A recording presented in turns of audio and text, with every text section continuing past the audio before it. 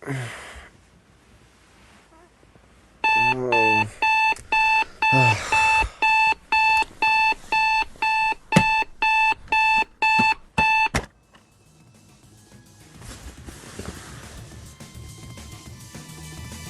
it's today? Fudge.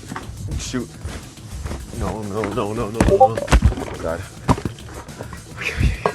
Let's go there. Oh my God. Okay. Dude. Today is not a good day for this.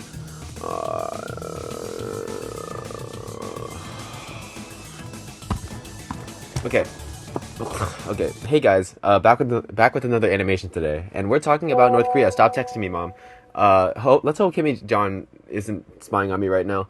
North Korea came to be on September 9th, 1948, where it used to be the Korean Empire that was under control by the Japanese until, the big boys rolled in. And, do I need to answer this? Alright, so this is Korea. Very nice, very beautiful peninsula. Very nice shape in general. But this part here, yeah, that part, that's North Korea, because, like, it's the north part of Korea. The climate is a combination of a continental climate and an oceanic climate, so it's very similar to like South Korea, but it's generally a lot colder there. The capital city is Pyongyang, and the largest city is North Hamgyong. The Yalu River is the longest river in North Korea, stretching 491 miles, and for those who hate freedom, is 790 kilometers. North Korea is a mineral-rich country. While coal and iron comprise of the largest deposits in there, the country is believed to have reserves of more than 200 mineral types, including zinc, gold, copper, and so much more. This is the flag. Yep, as you can see, they stole our colors. Inside the central stripe is a white disc with a Soviet red wide-pointed star. The flag can be displayed both vertically and horizontally. The red star represents communism. The red panels represent patriotism, while the white stripe is unification and culture, with the blue stripe representing unity. North Korea has no official national animal, but the mythological winged horse, the Cholima, is taken to be the national symbol. North Korean Siberian tigers are considered unofficial symbols for Korea, as it represents the Korean people and the nation. The national dog is the Pungsan dog. And here is the national anthem. Take a listen.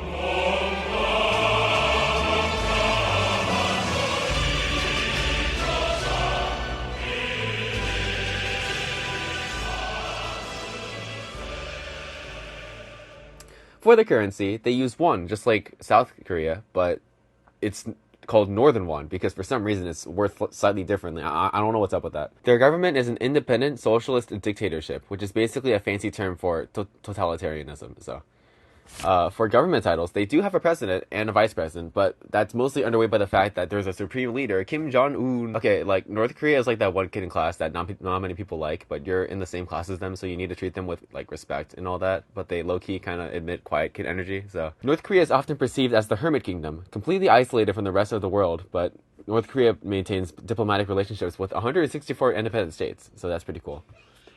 Oh wow.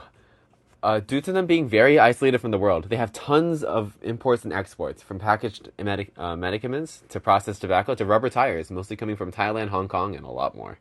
They're actually one of the most successful importer-exporters in the world, and that's one of the ways they actually make a lot of money, the others being state-owned industry and collective farms. Now, you'd think that from all their success with this money, the country would have a pretty good economy and be a generally not poor country. That would be the case if Kimmy Jimmy didn't spend the majority of the budget on nukes all the time. If y'all haven't noticed yet, North Korea has quite a lot of pride in themselves, as you can probably see in all the military showcases they do. Their nuclear bomb count is just like my stress, always rising. Now you might be thinking, wow, that country sounds really powerful and very technologically advanced. Their state of technology is very interesting. Having the country do things such as make wind-powered buildings and wood-burning cars, like, I don't even know how you can make that. So yeah, good job, Kim Jong. Kim Jong-un, your state is very, very not rich, very poverty, yes. For the language, it's literally just Korean, but with some different accents and dialects for certain words and phrases. I'm actually half Korean. I'm like half Korean, half Filipino. And so I can speak like a bit. I'm not that good, though. My Korean friends are going to flame me for this. But for example, if you want to say like hello in Korean, right? It would be like 안녕하세요. and in North Korean, it would be like 안녕하십니까? you notice how it's like, you know, like for the first one, it's like 안녕하세요, right? It's like but for the second one, it's like 안녕하십니까? Like that, like It's the intonation matters quite a bit if you want to really nail that North Korean accent. There's currently about 26 million people in North Korea right now. The majority of the ethnic groups are also being North Korean, since they don't really want anyone but North Koreans in there. Also, North Korea is mostly an atheist state and has some minor religions, being like shamanism and Hinduism, but they don't really believe in God that much because, you know, Kim Jong Un is kind of their god. For their culture, men and women surprisingly have equal rights and have enacted several laws to keep it that way. So good job, I guess. North Koreans pride themselves on their architecture, music, and especially sports. Pyongyang is home to the largest sports stadium in the world, Rungrado Mayday Stadium, and they can hold up to 150,000 people, bro.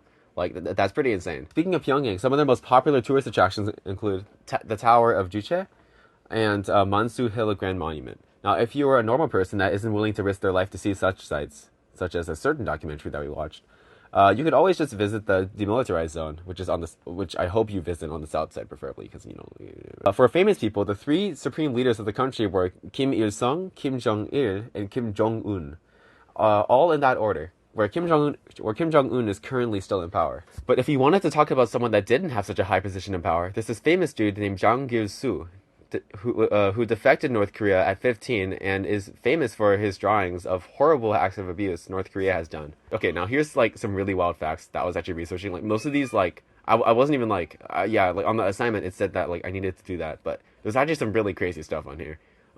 There's only 28 types of haircuts that are allowed in North Korea, so like there's no way you'll get that W-Riz like haircut like ever when you go in that country. Blue jeans were actually banned by Kim Jong underwear since he saw it as a symbol for American fashion and pride. North Korea has also stolen billions in crypto, and when you're a country that's dying of poverty and using their own military budget to make like just world-ending nukes, you gotta get what you gotta get, I guess. And finally, North Korea has actually made several K-dramas about North Korea and its conflicts. One of the most famous being Crash Landing on You, which I actually highly recommend watching. It's actually like pretty freaking good. And yeah, that's it. I'm not sure how to end this since I did this all in one take. It's 8:30 p.m. right now. It's gonna take like at least 2 hours to animate. I hope less. I hope I somehow find some shortcuts. I hope I can get this all done. Thank you.